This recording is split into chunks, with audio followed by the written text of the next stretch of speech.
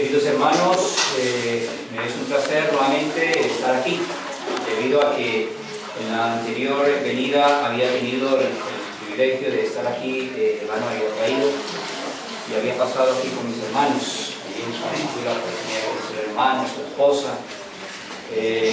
También quiero decirles que, en vista de que la hermana Nice no está aquí, que ella como mexicana estuvo en Colombia en el Congreso, Juvenil de allí, de Colombia, que vinieron también de Bolivia, Perú y parte de Venezuela y de Ecuador. Una representación de aquí de México y estoy muy contento, los hermanos. Y en la gira que ella hizo también, tanto en la parte del Caribe colombiano como también en Santander, donde yo estaba, mandaron muchos saludos los hermanos a los mexicanos. Amén. Y también en la República Dominicana, al saber que venía, pues lógicamente mandan saludos y seguramente los hermanos regresarán. Amén. Queridos hermanos, pasando ya a nuestra temática de hoy, sabemos que hay problemas que agobian el mundo, y que no solamente el mundo, sino que nosotros que estamos dentro de ese mundo, queramos o no, somos también incluidos indirecta o directamente a participar de muchas de esas problemáticas. Sabemos que, como se leía en la parte de los minutos misioneros, vivimos en tiempos de perplejidad. El mundo yace en maldad, en apostasía, en rebelión contra la ley de Dios. En consecuencias hay confusión que reina hoy en el mundo. Pero en la parte hay todo eso. Sin embargo, a veces como cristianos, nosotros nos dejamos arrasar por las corrientes del mundo, porque no solamente miramos esa parte negativa, sino que aparecen otras cosas que, aunque son negativas, están muy bien empaquetadas, muy bien diseñadas, con papeles de regalo, como cuando no hay un regalo, que en sí permite que haya una atracción hacia el mundo. Hoy sabemos que reina el internet, a través de él se navega toda clase de comunicaciones, y algunas de ellas inclusive nosotros a veces participamos y nos dejamos llevar por la corriente, no de un cristianismo verdadero, sino a veces también nos dejamos abrazar por esa corriente de carnalidad y que trae dificultades hoy en el mundo. Pero en medio de todo eso hay una necesidad, la necesidad de poder hacer algo por el mundo, pero no solamente por ese mundo que desconoce las verdades, sino aún dentro del mundo cristiano necesitamos trabajar para que haya un compromiso serio con Dios, y lógicamente dentro de ese compromiso el de poder evangelizar. También la necesidad de aprender para poder aprender de Cristo. La lección nos hablaba de aprender de Cristo, la humildad, la mansedumbre. Pero Jesús de Nazaret es nuestro amigo, es nuestro compañero, para que a través de él podamos transitar en un mundo sin dejarnos arrasar por el pecado. Jesús visualiza la ruina del mundo caído. Jesús siente la necesidad de ayudar a ese mundo perdido. Pero también nos deja las huellas para que nosotros transitemos a través de ellas rumbo hacia la eternidad. El versículo de introducción nos hablaba de que Jesús recorría las ciudades, las aldeas, y hacía tres cosas. Tenía que enseñar, sentía la necesidad también de predicar, pero también la necesidad de sanar, porque había muchas enfermedades, tanto corpóreas, psicológicas y lógicamente espirituales. Y dice que vio las multitudes, ¿cómo? Lamentablemente desamparadas, dispersas, como ovejas que no tienen pastor. Pero mis queridos hermanos, el último libro, que es el libro apocalíptico, el libro de Apocalipsis, que viene del griego, que significa revelación, en contraposición a muchas creencias que se creen que el libro de Apocalipsis es algo misterioso, algo velado. Es el libro que precisamente revela directamente a Dios, en medio del mundo reinante de confusión.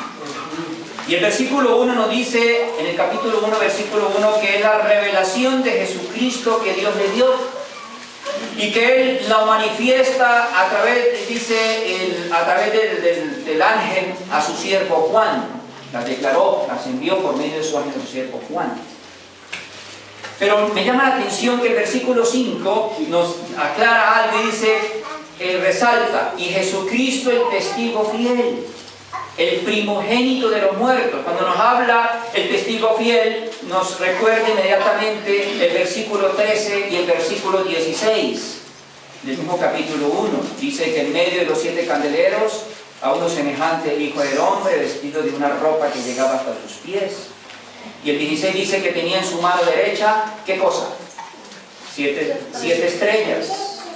Entonces, por eso es un testigo fiel, porque él fielmente puede testificar de ese transitar por ese medio de los candeleros que representa ¿a quién? A su iglesia, en sus diferentes periodos en que la iglesia ha transcurrido y ha pasado a través de la historia. Por eso es un testigo fiel. Pero también nos habla que es el primogénito de los muertos. Cuando nos habla del primogénito de los muertos, tenemos nosotros que inmediatamente trasladar al versículo 18 en el capítulo 1, porque nos dice, y el que vivo y estuve muerto.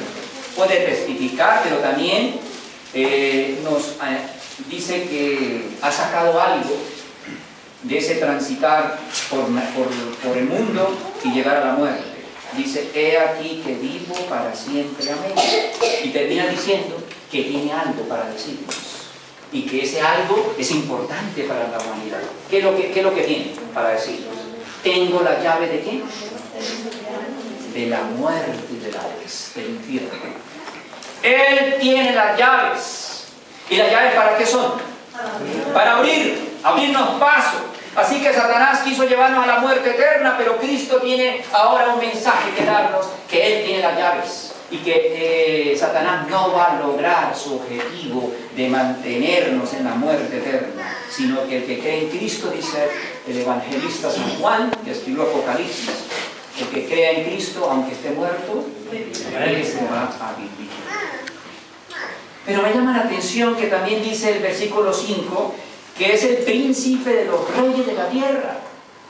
Hoy los reyes de la tierra, las potencias mundiales, se habla de George Bush, se habla de una Merkel allá en Alemania, y se habla de muchos estadistas y muchos líderes mundiales y renombrados.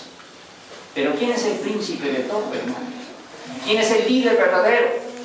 Pareciera que el mundo sí lo lidera uno va a un presidente norteamericano, o el primer ministro inglés, o la ministra alemana. Pero mis queridos hermanos, el Señor es el que quita reyes y pone reyes. Si a su debido tiempo va a intervenir. Pero termina diciendo el versículo 5 algo que tiene que ver con nosotros. Y dice, el que nos amó, ¿y qué hizo en su amor? Nos lavó de nuestros pecados en su propia sangre. Es importante eso, el saber que Cristo lava nuestros pecados en su propia sangre y que la sangre de Jesucristo nos limpia de todo pecado. Amén. Y que no hay pecado que no pueda ser perdonado, solamente la blasfemia contra el Espíritu Santo. Pero mis queridos hermanos, todo pecado le será perdonado a los hombres. Dice, nos lavó de nuestros pecados. Pero también nos dice el versículo 6 que además de lavarnos de nuestros pecados, nos hizo ¿qué? Nos hizo reyes. Uy, hermano. ¿Y quién ahora éramos nosotros para ser reyes? ¿Quién era un David para llegar a ser rey? David cuidaba ovejas, pero lo sacó de allí y lo llevó a ser uno de los mejores reyes de Israel. Y nosotros estamos llamados para ser hijos del rey. Somos príncipes. Y eso nos lo recalca Pedro cuando escribe en su epístola de Pedro, capítulo 2, 9, ¿mas vosotros sois qué? Pordioseros, degenerados. ¿Quién lo dice así la Biblia?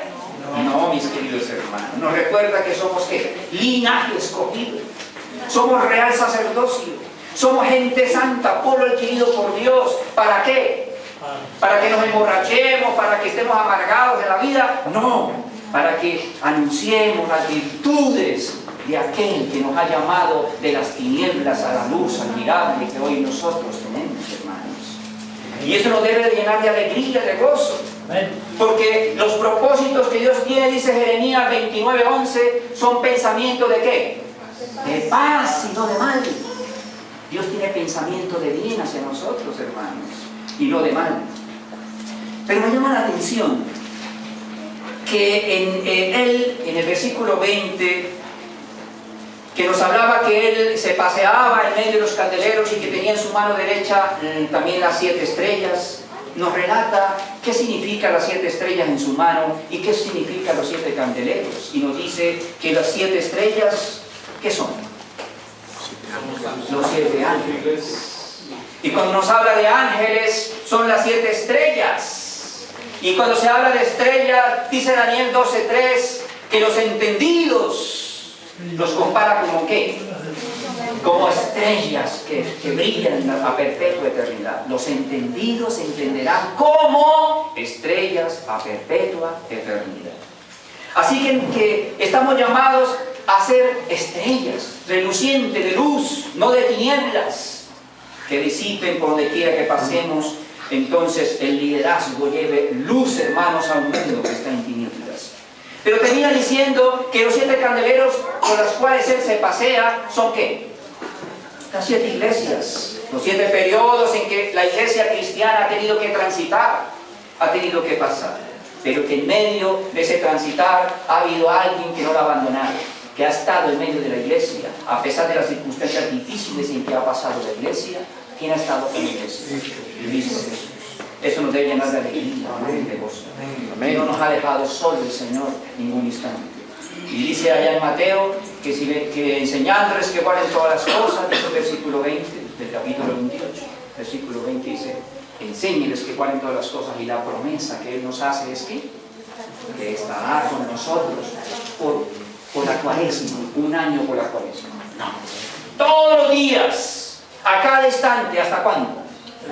Hasta el fin del mundo. Pero mis queridos hermanos, cuando pasamos al capítulo 2, capítulo 3, encontramos en ese transitar en medio de los candeleros cómo él conoce bien cada periodo en que la iglesia ha pasado. Al periodo de Éfeso lo conoce muy bien, al periodo de Esmirna lo conoce muy bien y lo describe ahí, al periodo también de Pérgamo lo conoce muy bien.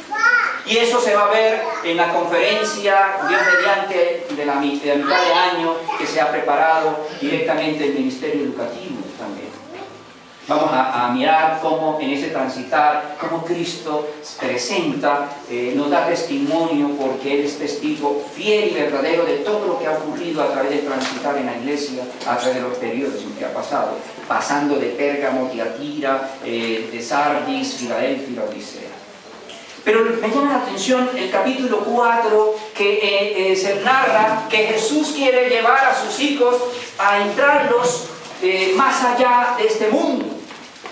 Eso que dice Pablo en Colosenses, poner la mira en las cosas de arriba y no en lo de la tierra. Y entonces aparece en el capítulo 4, versículo 1, que nos invita a ¿qué? Mira, ven y te mostraré qué. Dice, después de estas cosas miré, y aquí una puerta que estaba como cerrada, abierta en el cielo. ¿En dónde? ¿En el infierno? En el cielo, hermanos. Y la primera voz que oí era como de trompeta que hablaba conmigo. ¿Ese conmigo quién era? Juan, el profeta.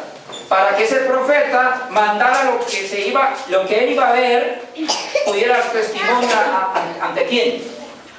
Ante esas 7 iglesias, ante las iglesias en las cuales iban a tener que informarse de lo que ocurría en el cielo. Sube acá y te mostraré las cosas que han de ser después de estas. Y luego nos narra que contempla un trono y que está sentado alguien en ese trono. ¿Y quién es el que está sentado en el trono? El Padre eterno está sentado en su trono.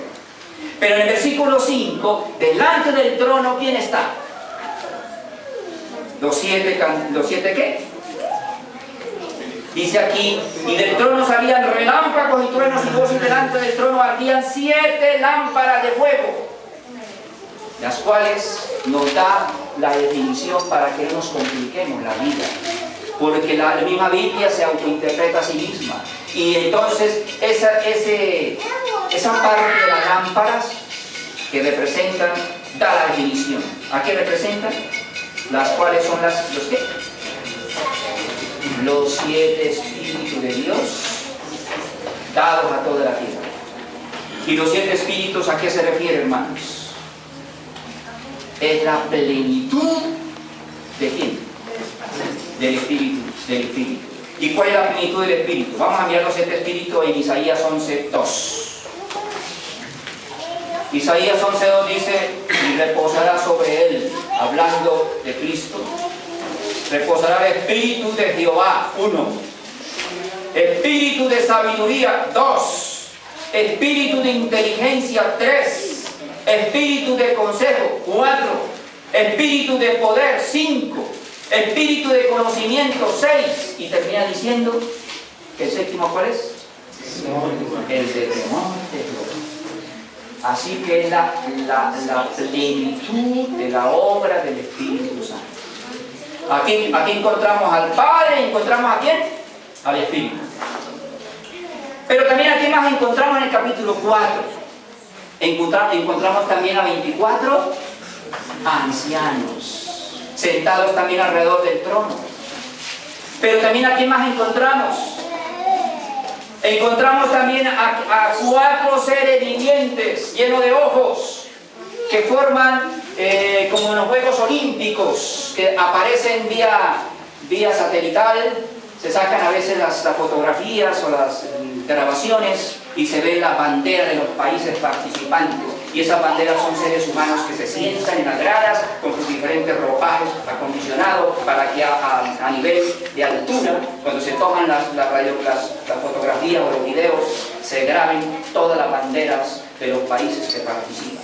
Aquí vemos todas las huestes angelicales en figura de 4 seres vivientes, que son todos los ángeles, que son millares y millares que asisten. Y esas 4 figuras son las 4 banderas que tenían el pueblo hebreo cuando marchaban de a 3. Eran 12 tribus, pero cada tribu tenía, se unían. Una bandera era el león de Judá, que era Judá, iba acompañado de Simeón y de otro ahí. Y luego Dan con la cara de hombre, también acompañado de 2 tribus más. Benjamín con el buey que lleva carga, acompañado de 2 tribus más, acompañado de Manasés y de otra. Y luego encontramos la otra, ojo de águila. Mis queridos hermanos, aquí encontramos los 4 seres vivientes.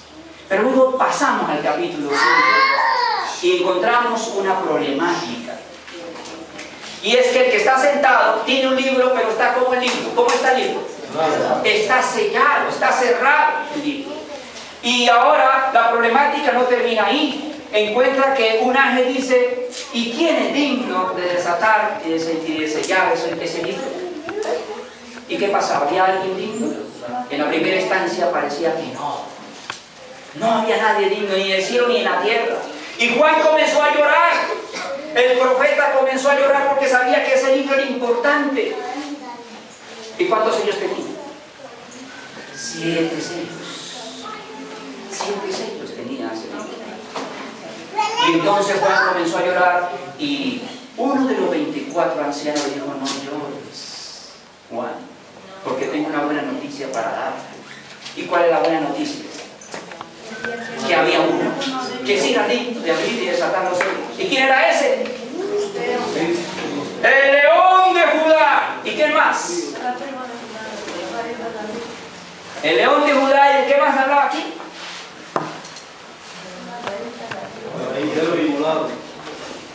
Y entonces dice que era digno de desatar y de sellar ese libro. Pero mis queridos hermanos, ¿quién era o qué era ese libro? ¿Por qué era importante ese libro? ¿Qué libro según la Biblia quedó sellado? Ah, muy bien. Vamos nosotros a Daniel capítulo 12, versículo 4 y versículo 9, y allí nos describe qué libro fue el que quedó sellado. Y entonces nos dice aquí, en el 12:4, pero tú, Daniel, cierra las palabras y sella el libro. ¿Hasta cuándo, hermanos, que van cerrado y sellado el libro? Sella el libro hasta el tiempo del fin, dice el versículo 4 del capítulo 12 de Daniel. Sella el libro ¿hasta cuándo, hermanos? Hasta el tiempo del fin. Y el versículo 9 dice, y dijo, anda, Daniel, que estas palabras están, ¿qué? Cerradas y selladas. ¿Hasta cuándo? Vuelve y recalca que estaban selladas. ¿Hasta cuándo? Hasta el tiempo del fin. Así que todo tiene su tiempo y todo tiene su hora. Hay tiempo para llorar, pero también hay tiempo de reír. Juan estaba llorando, pero ahora hay una buena noticia, hermanos. Y la noticia es que Cristo puede desellar. Por eso Cristo es revelación. Es la revelación de Dios. Y a través de Cristo nosotros vamos a transitar todo el Apocalipsis. Y entonces encontramos que del capítulo 1 hasta el capítulo 8:1 encontramos que nos habla de los 7 sellos. Y del capítulo 8:2 hasta finalizar el capítulo 11 nos va a hablar de las 7 trompetas. Y debería finalizar Apocalipsis en el capítulo 12, donde está una conclusión de todo el gran conflicto a través de los tiempos. Pero Dios es tan grande para con nosotros que Él nos quiere especificar mejor las cosas. Nos quiere dar más información. Y entonces comienza en el capítulo 13 a describirnos todo lo concerniente a la bestia y a la imagen de la bestia.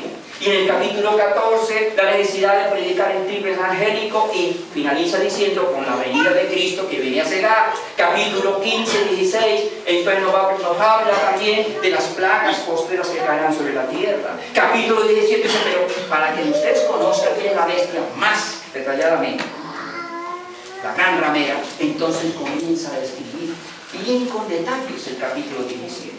Y como en el capítulo 18, cómo el Señor trata de sacarle gente a esa gran ramera y a sus hijas. Y cómo le tiene también su paga final. Y luego en el capítulo 19 aparece Cristo como el Rey de Reyes, Señor de Señores, viniendo con la gran millares de ángeles. Y luego nos habla de un milenio, después de que Él viene a la tierra, asciende un milenio, y luego nos habla de la ciudad santa que baja y la nueva Jerusalén completa, hermanos. Pero qué hermoso es Jesús, hermanos. Cómo Él es testigo fiel y verdadero. Y como testigo no se queda nada para sí. Todo nos lo da a conocer. Y por eso encontramos, a partir del capítulo 6, cómo comienza primer sello. Miren, fuera, primer sello. ¿Y qué aparece en el primer sello? Un caballo blanco. Y en el caballo, ¿quién era el jinete? Que salió venciendo y para vencer. Jesús, hermanos. Y ese periodo representa al periodo eclesiástico de Éfeso. La primera, cómo la iglesia del judaísmo sale como una gran reforma dentro del judaísmo, y aparece el cristianismo cabalgando, conquistando el mundo. Hoy en día, si habláramos en términos de conquista, no sería caballos, sino sería aviación, los aviones. Pero aquí nos está hablando de caballería, porque en ese entonces cualquier potencia mundial que no tuviera caballería no era potencia. Podía tener infantería muy buena, pero tenía que tener la caballería. Era la parte primaria en toda conquista de esas potencias. Así que la iglesia salió a conquistar el mundo y salió venciendo para vencer. ¿Y quién era el que lideraba? ¿Quién era el que conquistaba el mundo? Cristo, con su iglesia, hermanos, con sus discípulos. Pero en el transitar, en el caminar, la iglesia iba a tener obstáculos. Y ese caballo blanco ahora aparece teñido ¿en qué? En sangre, hermanos. Las persecuciones que iba a encontrar la iglesia, esa iglesia que tuvo que vivir bajo catacumbas, debajo de Roma, aparece el periodo de Esmirna, aquí, en este caballo rojo. Y el que lo monta, entonces tiene ¿qué? Potestad también, dice, de poder de quitar la paz de toda la tierra.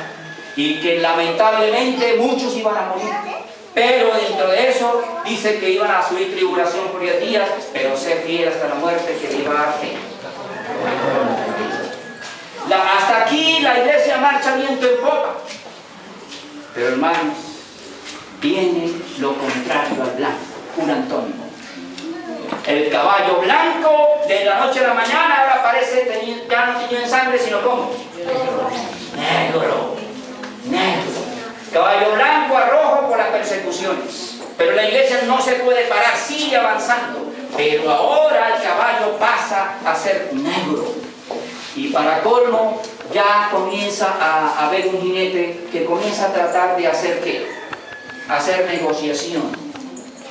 Y entonces, si quiere comer trigo, vas a tener que un denario por cuánto trigo, según. Dice aquí, 3 medidas de cebada por un denario. Pero si quiere trigo, 1 medida de trigo por un denario. Denario era el jornal de un obrero al día. Si quería comer bastante, pues conforme con cebada, 3 medidas de cebada. Pero si quieres comer de calidad, trigo, 1 sola. ¿Qué nos quiere decir esto? Aparece la iglesia estatal, Constantino el Grande, el que aparece en la historia como un benefactor, como ese emperador que se convierte al cristianismo, pero que paganiza, trata de paganizar, y meter el paganismo dentro del cristianismo. Y por eso comienza la iglesia a tener dificultades, blanco a negro. Y ahora los fieles tienen que tener discernimiento para no dejarse llevar. Y los fieles tenían que pagar por situaciones difíciles, 1 sola libra de trigo por ser fieles. Pero los que querían vivir una vida libertina, fácil, pues iban a vivir tranquilos, sin persecuciones.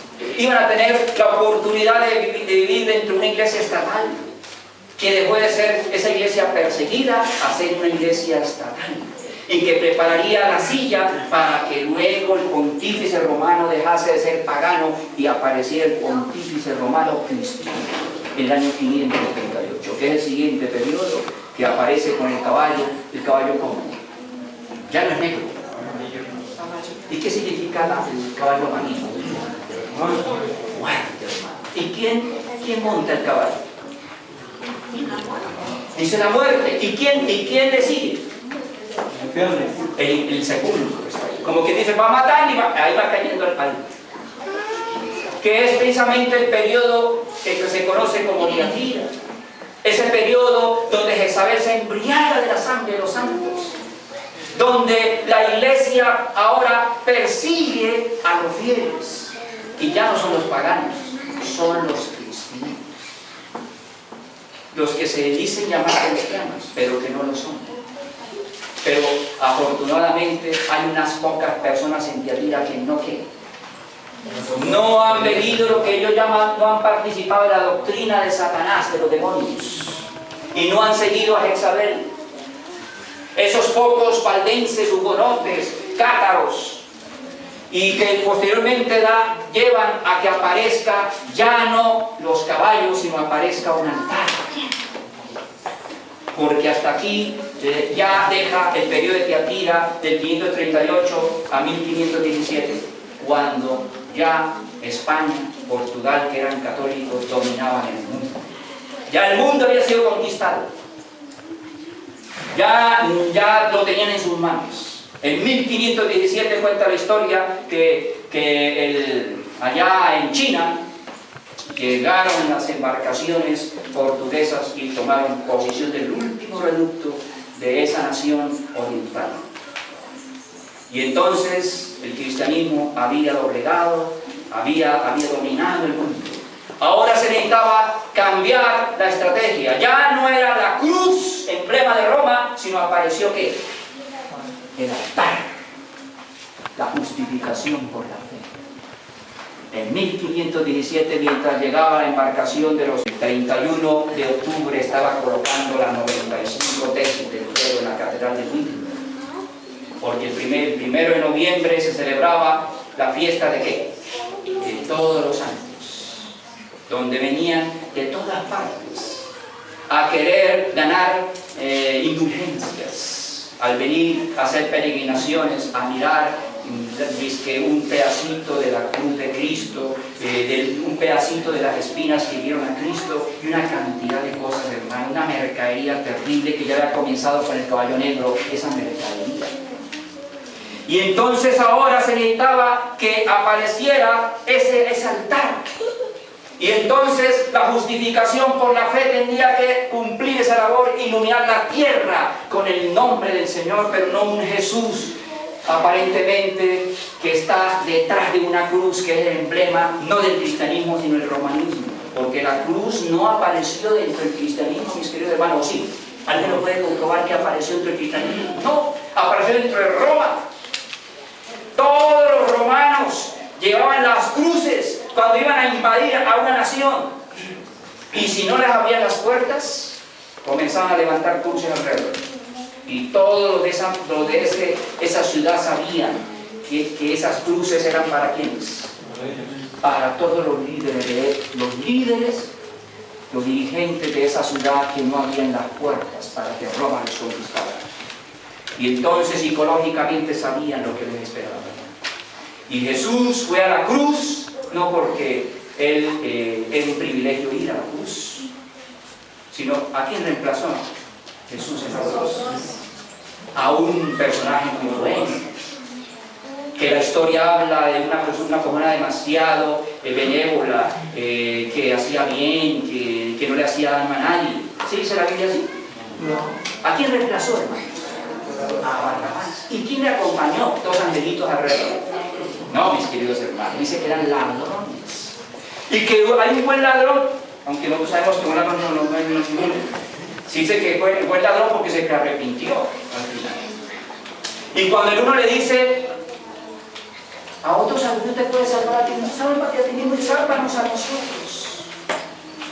Y ese hombre que se convirtió en ladrón décimo, le dice, ni aún tú temes en la hora de la muerte de Dios.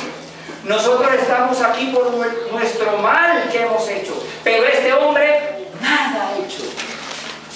Y luego se le dirige a ese Jesús que está allí agonizante y le dice, acuérdate de mí, Señor, cuando estés en tu reino.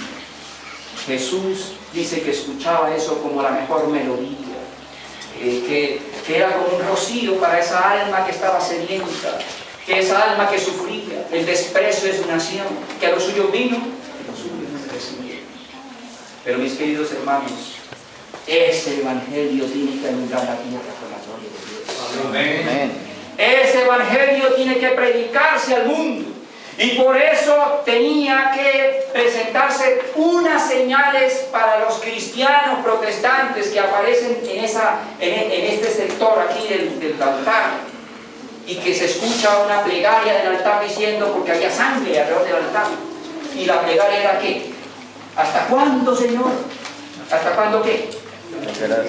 Santo y verdadero no juzgas y vengas la venganza. Venga nuestra sangre de los que moran en la tierra, porque acaban de salir de ¿qué?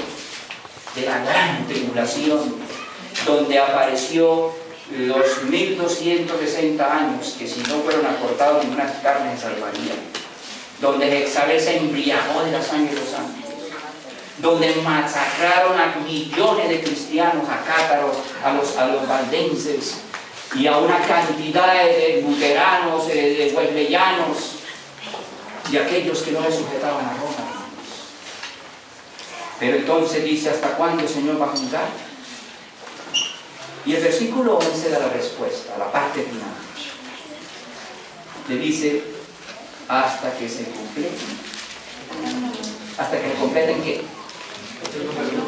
El santo de sus hermanos.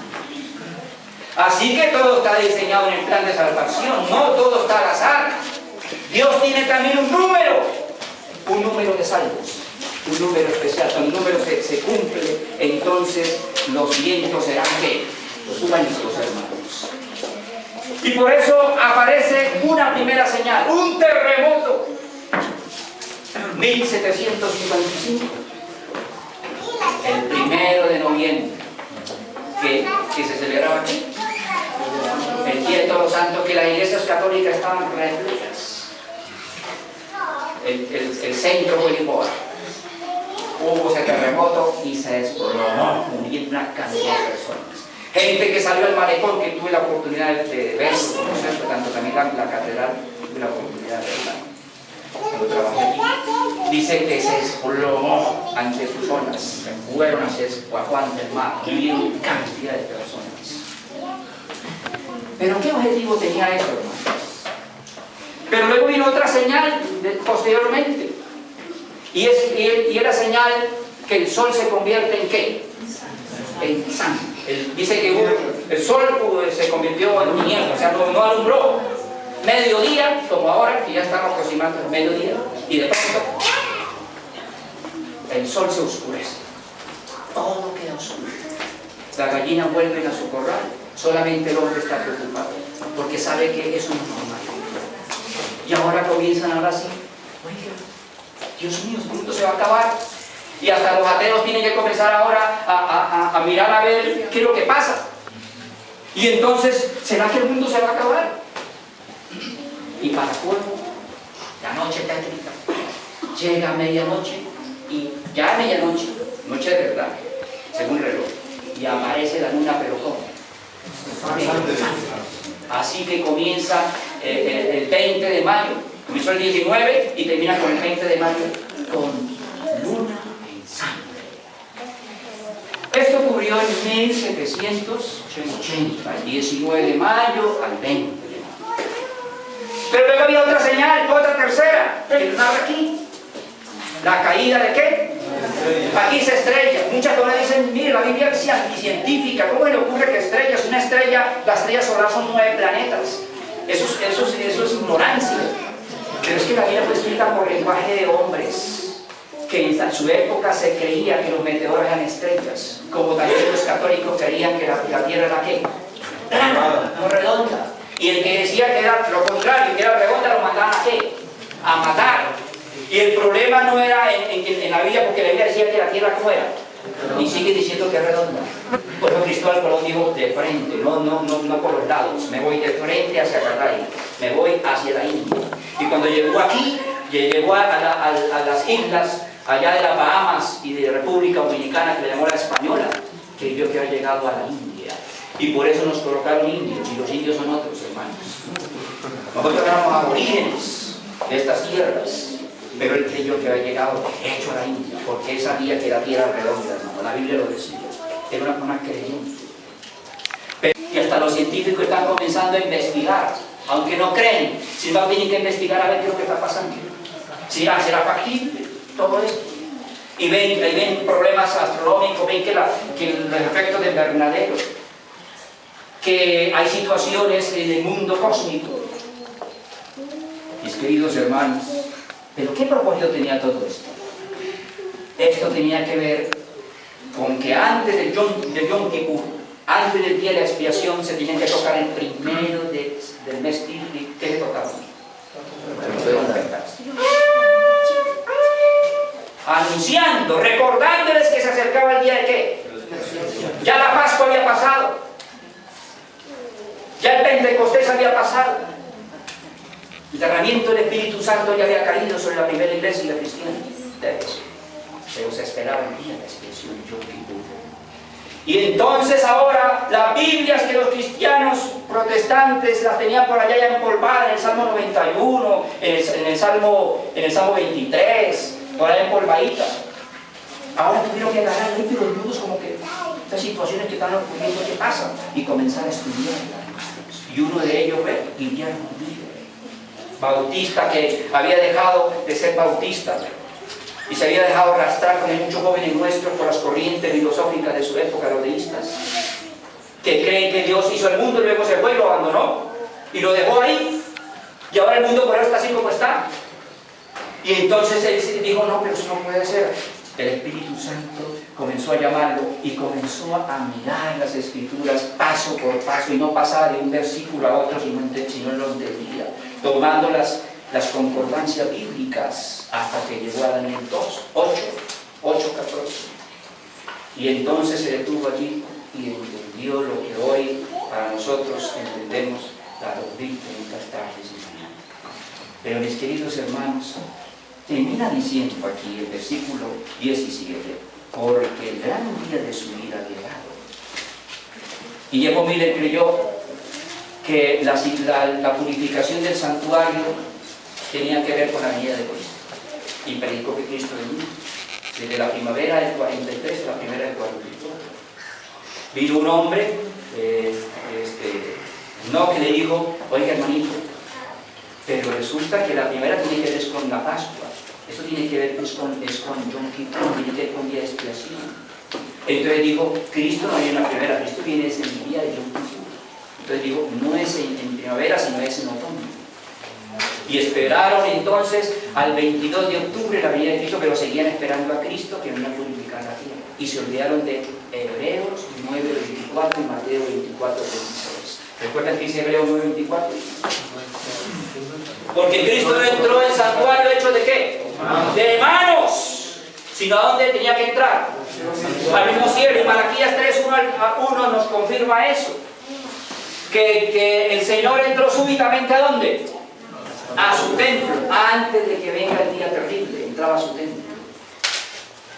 Y eso no lo entendió ni Dios, hermanos. Pero Dios permitió eso para pasar por una zarandita a todas esas congregaciones religiosas que había, que se les predicó el evangelio de los bautistas, metodistas, anglicanos, presbiterianos. Unos recibían, otros no. Pero Dios permitió eso para que de esa zaranda quedara un movimiento que llamó el movimiento. Primero le dijeron el movimiento Miller, porque era Miller el director. Pero ahora después, cuando se dieron cuenta que esperaban a Cristo, dijeron: esos son adventistas porque esperan el avenimiento de Jesús. Y ahí el título que tenemos, el nombre que poseemos: adventista del séptimo día. Adventista el primer día y luego posteriormente llegaron a ser adventistas del séptimo día, que es otra historia también. Cómo llegaron los adventistas del primer día a ser adventistas del séptimo día. Y que los adventistas del primer día han desaparecido. Y hoy en día los fuertes son del séptimo día. Pero mis queridos hermanos, ¿quién podrá estar bien para su mundo? Esa pregunta tenía que hacer una respuesta. Y se abre un paréntesis porque el séptimo sello concluye en Apocalipsis 8:1. Y entonces en ese paréntesis nos muestra dos: una cosecha con primicia, la cosecha de la gran multitud de salvos, con una primicia de los 144.000, primicia del cristianismo, hermanos, de los cristianos, de lo mejor, que nos habla Apocalipsis 14, la primicia, hermanos. Y entonces aparece allí esa cantidad de salvos, y que nosotros desde 1844 estamos llamados a ser escolta del Cordero.